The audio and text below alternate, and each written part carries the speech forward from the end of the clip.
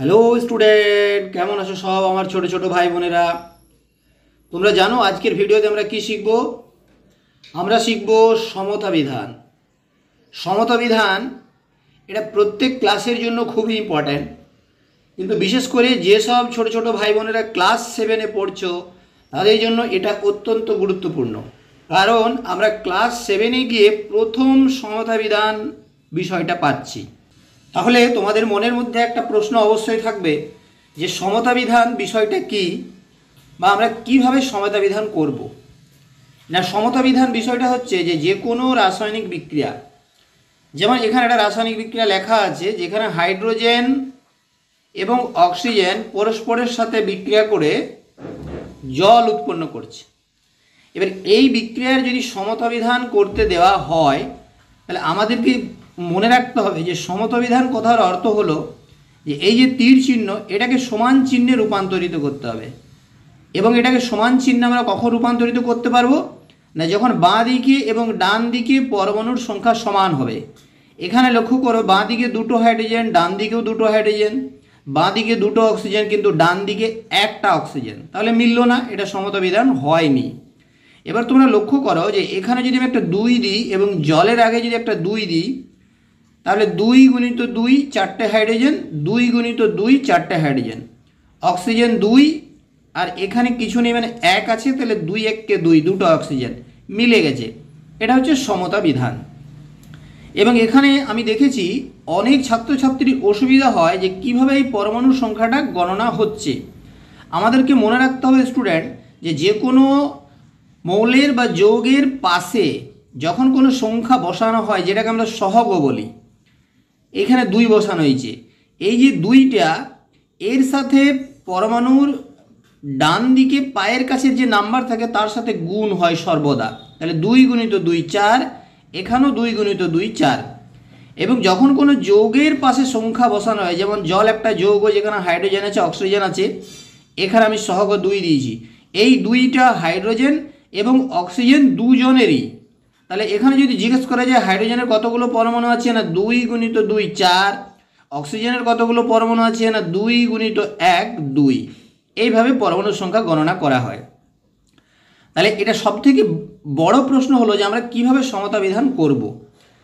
তো স্টুডেন্ট, সমতা বিধান করার অনেক নিয়ম আছে। আমরা এখানে যে নিয়মটা আজকে ব্যবহার করে শিখব সেটা হচ্ছে অ্যালজেব্রিক পদ্ধতি, বা যেটাকে আমরা অঙ্ক করতে গিয়ে বলি বীজগণিত বা অ্যালজেব্রা। সেই বীজগাণিতিক পদ্ধতি মাধ্যমে আমরা আজকে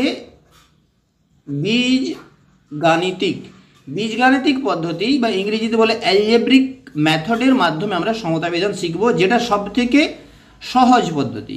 তাহলে শুরু করা যাক। যখনই তোমাকে এই ধরনের কোনো একটি রাসায়নিক বিক্রিয়া দেওয়া হবে এবং বলা হবে এর সমতা বিধান করো, তাহলে আমরা বীজগাণিতিক পদ্ধতির মাধ্যমে কিভাবে করব।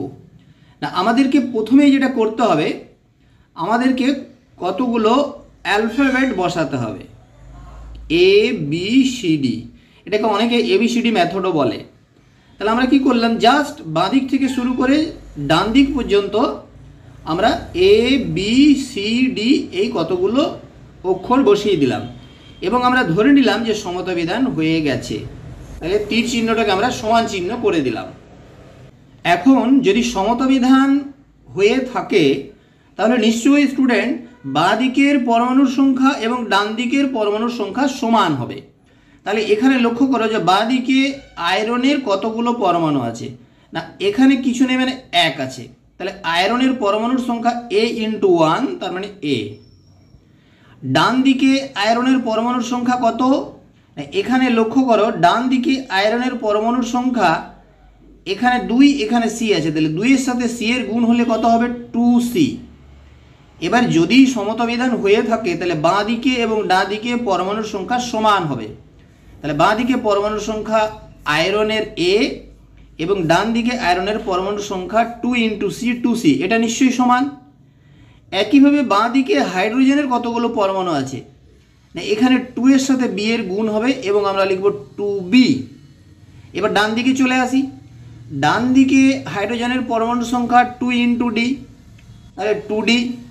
যেহেতু আমরা বললাম সমতাবিধান হয়ে গেছে, তাহলে নিশ্চয়ই পরমাণুর সংখ্যা সমান আছে, তাহলে বাঁ দিকের সাথে ডান দিকের পরমাণুর সংখ্যা সমান।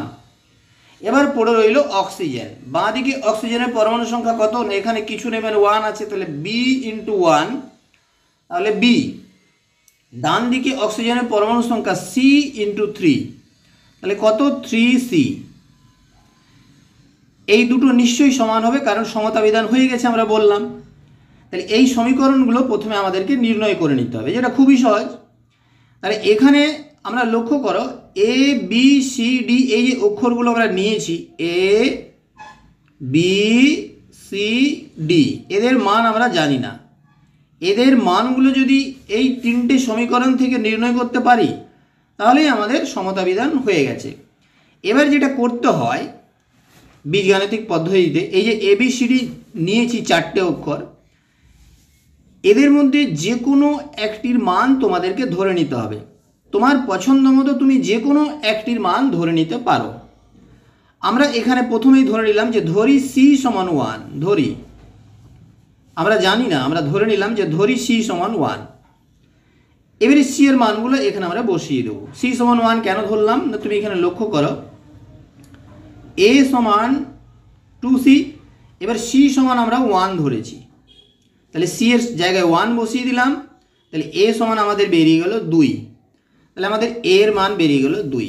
ওকে, এবার এখানে লক্ষ্য করে স্টুডেন্ট বি সমান 3C, বি সমান 3C, সি সমান আমরা 1 ধরেছি, তাহলে এখানে 1 বসিয়ে দেবো, তাহলে 3 ইন্টু 1 সমান 3, তাহলে বি এর মান বেরিয়ে গেল 3, শুধু পড়ে থাকলো ডি। এবার এখানে দেখো 2B সমান 2D, তাহলে 2 এ 2 এ যদি ক্যান্সেল হয়ে যায়, তাহলে আমাদের পড়ে থাকলো বি সমান ডি, তাহলে বি এর মান এবং ডি এর মান সমান। বি এর মান যদি 3 হয়, তাহলে স্টুডেন্ট ডি এর মানও আমাদের হবে 3, তাহলে ডি এর মান 3, তাহলে আমাদের প্রত্যেকের মান বেরিয়ে গেছে। এই মানগুলো আমরা এখানে বসিয়ে দেবো এবং আমাদের সমীকরণটা সমতাবিধান হয়ে যাবে। তাহলে এ সমান আমাদের 2 বেরিয়েছে, এখানে আমরা 2 বসাবো, তাহলে 2Fe প্লাস বি সমান 3 বেরিয়েছে, তাহলে 3H2O। এবার আমরা সমান দেবো, তীর চিহ্ন দেবো না। সি সমান আমরা 1 ধরেছি, তাহলে এখানে কিছু বসালাম না, Fe2O3। বি সমান আমাদের 3 বেরিয়েছে, তাহলে 3H2। এবার গণনা করে দেখো আয়রনের 2টো পরমাণু, এখানেও 2টো পরমাণু মিলে গেছে। হাইড্রোজেন 3 দুগুণে 6, এখানেও 3 দুগুণে 6 মিলে গেছে। অক্সিজেন 3 একে 3, এখানে অক্সিজেন 3 মিলে গেছে। তাহলে এটা সমতাবিধান হয়ে গেল কত সহজে। এটাকেই বলে অ্যালজেব্রিক বা গাণিতিক পদ্ধতির মাধ্যমে সমতাবিধান। দ্বিতীয় সমীকরণ, বিষয়টা ভালো করে বোঝার জন্য আমরা আর একটা সমীকরণ প্র্যাকটিস করি। NH3 সাথে অক্সিজেনের বিক্রিয়া হলে NO প্লাস জল উৎপন্ন হয়। এখন আমরা এটা কিভাবে সমাধান করব না, আমরা প্রথমে এখানে ধরে নেব এ, এখানে বি, এখানে সি, এখানে ডি, এবং আমরা এ বি সি ডি বসানোর সাথে সাথে আমরা ভাববো যে সমীকরণটার সমতাবিধান হয়ে গেল, তাহলে তীর চিহ্নটাকে আমরা সমান করে দিলাম। এবার আগের মতোই স্টুডেন্ট আমরা এখানে 4টে অক্ষর ধরে নিলাম যাদের মান জানি না, এদের মান আমাদেরকে নির্ণয় করতে হবে। নির্ণয় করার জন্য আমাদের কি করতে হবে, বাঁ দিক ডান দিক সমান করতে হবে, যেহেতু আমাদের সমতাবিধান হয়ে গেছে। তাহলে বাঁ দিকে লক্ষ্য করো নাইট্রোজেন কতগুলো, নাইট্রোজেনের পাশে কোনো সংখ্যা নেই, তার মানে 1 আছে, তাহলে A ইন্টু 1, তার মানে নাইট্রোজেন হয়ে গেল A সমান। ডান দিকে নাইট্রোজেন কতগুলো আছে লক্ষ্য করো, এখানেও নাইট্রোজেনের পাশে কোনো সংখ্যা নেই, তার মানে 1 আছে, তাহলে C ইন্টু 1, তাহলে C, এটা নাইট্রোজেন থেকে পেলাম। হাইড্রোজেন কতগুলো হবে, 3 ইন্টু A, 3A সমান। ডান দিকে হাইড্রোজেন 2 ইন্টু D, তাহলে 2D। এবার পড়ে রইল অক্সিজেন, তাহলে অক্সিজেন বাঁ দিকে আমরা দেখতে পাচ্ছি 2 ইন্টু B, তাহলে 2B সমান। ডান দিকে অক্সিজেন দেখো 2 জায়গায় আছে, এখানে C ইন্টু 1, তাহলে C, এখানে D ইন্টু 1, তাহলে D। তাহলে এই তিনটে সমীকরণ আমরা পেয়ে গেলাম, A সমান C, 3A সমান 2D এবং 2B সমান C প্লাস D। এবার আমরা এদের সমাধান করব, এবং আমরা প্রথমেই বলেছিলাম স্টুডেন্ট যে কোনো একটার মান ধরে নিতে হবে। তাহলে আমরা যে কোনো একটা মান ধরে নিই, দেখো A সমান C আছে, তাহলে এদের মধ্যে যে কোনো একটা মান ধরে নেব, তাহলে ধরে নিলাম A সমান 1। তাহলে A সমান যদি 1 হয়, তাহলে এর জায়গাতে 1 বসিয়ে দিলে C সমানও 1, তাহলে C এর জায়গায় 1 বসিয়ে দিলাম। এবার লক্ষ্য করো যে 3a সমান 2d, 3a সমান 2d, তার মানে আমি উল্টোভাবে লিখতে পারি যে 2d সমান 3a, 3a এর মান 1, তাহলে 3 ইন্টু 1, 3 ইন্টু 1 সমান 3, এইদিকে রয়েছে 2d, তাহলে d সমান কত, 3 এর 2। তাহলে স্টুডেন্ট দেখো আমাদের d সমান বেরিয়ে গেল 3 এর 2, তাহলে d এর জায়গায় আমরা লিখব 3 এর 2। এবার আমরা চলে আসি b তে, b এর মান নির্ণয় করা হয়নি, এইখানে b রয়েছে, তাহলে আমরা লিখব 2b, c সমান কত 1, d সমান আমাদের এখনই বেরোলো 3 এর 2। এবার 3 এর 2 তার সাথে যদি 1 যোগ করো তোমরা নিশ্চয়ই জানো এটা আসবে 5 এর 2, তাহলে 2b সমান 5 এর 2, তাহলে b সমান কত 5 এর 2, একে আবার 2 দিয়ে ভাগ করব, তাহলে এটা আমাদের বেরিয়ে গেল 5 এর 4, তাহলে b সমান আমাদের বেরোলো 5 এর 4। তাহলে a সমান 1, b সমান 5 এর 4, c সমান 1, d সমান 3 এর 2। এবার এই মানগুলো এখানে বসাবো, আমাদের সমাধান হয়ে যাবে। তাহলে a সমান 1, তাহলে NH3, b সমান আমাদের কত বেরিয়েছে 5 এর 4, তাহলে 5 এর 4 O2 সমান c সমান কত বেরিয়েছে 1, তাহলে NO, এবং d সমান কত বেরিয়েছে 3 এর 2 H2O। এবার স্টুডেন্ট এই যে 5 এর 4 3 এর 2 এইভাবেও তোমরা রেখে দিতে পারো, এটা সমাধান হয়ে গেছে। কিন্তু যদি চাইছি যে এটাকে পূর্ণ সংখ্যায় রূপান্তরিত করব, তাহলে দেখো 2 এবং 4 এর মধ্যে 4 বড়, তাহলে আমাদের এই পুরো সমীকরণকে 4 দিয়ে গুণ করতে হবে। তাহলে এই পুরো সমীকরণকে 4 দিয়ে যদি গুণ করে দাও তাহলে এটা হয়ে যাবে 4NH3, আর এটা 5 এর 4 গুণিত 4, তাহলে 5 এর 4 গুণিত 4, 4 এ 4 এ কাটা যাবে, তাহলে এখানে আমাদের রইবে 5 প্লাস 5O2 সমান, এখানেও কিছু নেই, তাহলে 4 দিয়ে গুণ করলে 4NO, 3 এর 2 কে 4 দিয়ে গুণ করব, তাহলে 3 এর 2 গুণিত 4, 2 দিয়ে 4 কে কাটবো 2, 3 দুগুণে 6, তাহলে 6H2O। এবার তোমরা মিলিয়ে দেখো, নাইট্রোজেন 4 নাইট্রোজেন 4, হাইড্রোজেন 4 ইন্টু 3 মানে 3 4 12, 6 দুগুণে 12, অক্সিজেন 5 দুগুণে 10, এখানে 4, 4 1 কে 4, এখানে 6 1 কে 6, 4 আর 6 10, দেখো মিলে গেছে, অর্থাৎ সমতা বিধান হয়ে গেছে। তৃতীয় উদাহরণ, এখানে আমাদের নাইট্রোজেনের সাথে হাইড্রোজেনের বিক্রিয়া হচ্ছে এবং অ্যামোনিয়া উৎপন্ন হচ্ছে। তাহলে আমাদের পদ্ধতি অনুযায়ী আমরা প্রথমে এখানে বসাবো A, তারপর B, তারপর C, এবং বসানোর সাথে সাথে আমাদের নিয়ম যেটা যে ধরে নিতে হবে যে সমতা বিধান হয়ে গেল, তাহলে এই তীর চিহ্নটা আমাদের সমান হয়ে গেল। তাহলে এবার স্টুডেন্ট সমান হওয়ার অর্থই হলো এখান থেকে আমরা কতগুলো সমীকরণ পাবো, এবং আমরা এখানে ধরেছি A, B, C, তাহলে এদের মান আমাদেরকে নির্ণয় করতে হবে। সমীকরণগুলো কি না, ডান দিক বাঁ দিক সমান, তাহলে বাঁ দিকে নাইট্রোজেন রয়েছে কত না 2 ইন্টু A, 2A, ডান দিকে নাইট্রোজেন C ইন্টু 1, তাহলে C, বাঁ দিকে হাইড্রোজেন রয়েছে 2 ইন্টু B, 2B, ডান দিকে হাইড্রোজেন রয়েছে 3 ইন্টু C, 3C। এবার স্টুডেন্ট এই সমীকরণগুলোকে সমাধান করার জন্য নিয়ম অনুযায়ী আমাদের A, B, C এই তিনজনের মধ্যে যে কোনো একজনকে 1 ধরে নিতে হবে। তাহলে আমরা ধরে নিলাম A সমান 1, তাহলে লক্ষ্য করো A সমান যদি 1 হয় তাহলে এখান থেকে আমরা C এর মান পাবো, 2 ইন্টু 1 সমান C, A 1, তাহলে A জায়গায় 1 বসিয়ে দিলাম, তাহলে 2 ইন্টু 1 সমান 2, ডান দিকে রয়েছে C, তার মানে আমাদের C সমান বেরিয়ে গেল 2, C সমান 2, 2B সমান 3C, তাহলে 2B 3, C সমান কত এইমাত্র বেরিয়েছে 2, এই 2 এ 2 কাটাকাটি গেলে আমাদের পড়ে থাকবে B সমান 3, তাহলে B এরও মান বেরিয়ে গেল 3, B এর মান বেরিয়ে গেল 3। তাহলে স্টুডেন্ট আমরা যে তিনটে উদাহরণ দিলাম এটা সবচেয়ে সহজ। এবার এই মানগুলো আমরা বসিয়ে দেবো এখানে, A সমান 1, তার মানে N2, B সমান 3, তাহলে 3H2 সমান C সমান 2, তাহলে 2NH3, দেখো সমাধান হয়ে গেছে। তাহলে এরকম হাজার হাজার রাসায়নিক বিক্রিয়া আছে, সবার সমাধান করানো তো সম্ভব নয় স্টুডেন্ট, তোমরা প্র্যাকটিস করবে, প্র্যাকটিস করতে গিয়ে যে কোনো ধরনের সমস্যা যদি তোমাদের থেকে থাকে কমেন্ট সেকশনে জানাবে, আমরা সমাধান করার চেষ্টা করব। তাহলে আরেকটা উদাহরণ দেখে নিই।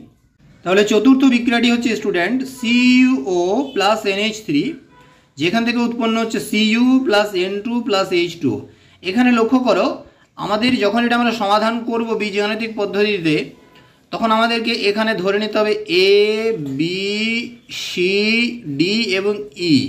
এখন পর্যন্ত আমাদের এ বি সি ডি পর্যন্ত যাচ্ছিলাম, এই রিয়াকশানে লক্ষ্য করো আমাদের ই পর্যন্ত যেতে হলো। আবার যদি কোনো বিক্রিয়া প্রয়োজন হয় আমাদের এফ পর্যন্ত আমরা যেতে পারি।